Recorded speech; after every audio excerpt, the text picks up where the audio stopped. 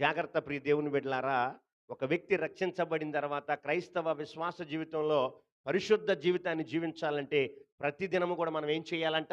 వాక్యాన్ని చెప్పండి, నోరు తెరిచి చెప్పండి. ఏం చేయాలి? ఇంతకాలం ఒకవేళ మీరు చదవట్లేదేమో, 2 రోజులకోసారి, 3 రోజులకోసారి, లేదా చదవాలనిపించినప్పుడు సరే తీద్దాంలే, 2 రోజులు బైబిల్ పట్టుకొని చాలా రోజులవుతుంది, లేదా వారం అవుతుంది, 2 రోజులవుతుంది, ఏం పర్లా. ఈ రోజు నుంచైనా ఒక క్రమాన్ని కలిగి ప్రతి దినము కూడా నువ్వు ఇంట్లో నుండి బయటికెళ్ళబోయే ముందు, నువ్వు పొద్దున్నే లేచిన తర్వాత నీ కాలకృత్యాలు తీర్చుకున్న తర్వాత కొంత సమయాన్ని మీ పిల్లలకి మీరు, మీ పిల్లలు పాటించండి. ఏంటి? వాక్యాన్ని తెరచి చదవటం, ధ్యానించటం.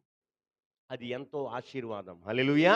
అది ఎంతో ఆశీర్వాదం. అందుకే కీర్తనాకారుడు అంటాడు కదా, 119వ కీర్తనలో చూసినట్లయితే చూడండి ఒకసారి, కీర్తనల గ్రంథం 119వ కీర్తనలో ఏమని మాట్లాడుతున్నాడు ఒకసారి కీర్తనల గ్రంథం తీసినట్లయితే అక్కడ ఒక చక్కటి మాట మాట్లాడుతున్నాడు. ఏమంటున్నాడు చూడండి. 9వ చరణం చూస్తే, యవనస్తులు దేని చేత తమ నడత శుద్ధిపరుచుకుందురు, నీ వాక్యమును బట్టి దానిని జాగ్రత్తగా చూచుకొనుట చేతనే కదా. ఏమండి?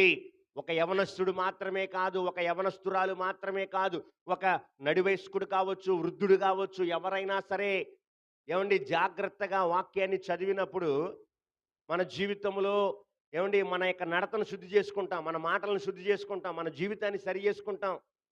ఎవరైతే సరి చేసుకునే స్థితిలో లేరంటే వాక్యాన్ని ఎవరైతే చదవరో వాళ్ళు సరి చేసుకోలేరు. అద్దం ముందుకెళ్ళినోడే ఏమండి అద్దం ముందుకెళ్ళినోడే తాను ఎలా ఉన్నాడో అద్దం తెలియపరిచిద్ది. అద్దం ముందుకు వెళ్లకుండా నేను ఎలా ఉన్నానో చెప్పు, చెప్పిద్దా? తెలిసిద్దా? తెలిసిద్దా? తెలీదు. నువ్వు అద్దం ముందుకు వెళ్ళాలి. నువ్వు ప్రతిరోజు అద్దం ముందుకు వెళ్తేనే నువ్వు ఎలా ఉన్నావు, రంగు తగ్గుతున్నావా, రంగు పెరుగుతున్నావా, జుట్టు ఎక్కువ పెరిగిందా, జుట్టు తగ్గిందా, కళ్ళు లోపలికి వెళ్ళిపోయినాయా, నిద్ర లేకుండా తెల్లారులు ఫోన్ చూస్తా కళ్ళు గుంటలాడిపోతున్నాయా, సినిమాలు సీరియల్ చూస్తా, లేదా తెల్లారులు దాకా ఊరి మీద పడి తిరుగుతా, అక్కడ ఇక్కడ అక్కడ టీ క్యాంటీన్, ఎక్కడ టిఫిన్ బాగుంటుంది, ఎక్కడ టీ బాగుంటుంది అని రాత్రులు తిరుగుతా నిద్రలు పోకుండా ఉంటే నీ కళ్ళు ఎలా ఉన్నాయి? ఏమైపోతుంది నీ ఆరోగ్య పరిస్థితి? నీ యొక్క దేహదారుఢ్యం ఎలా ఉంది?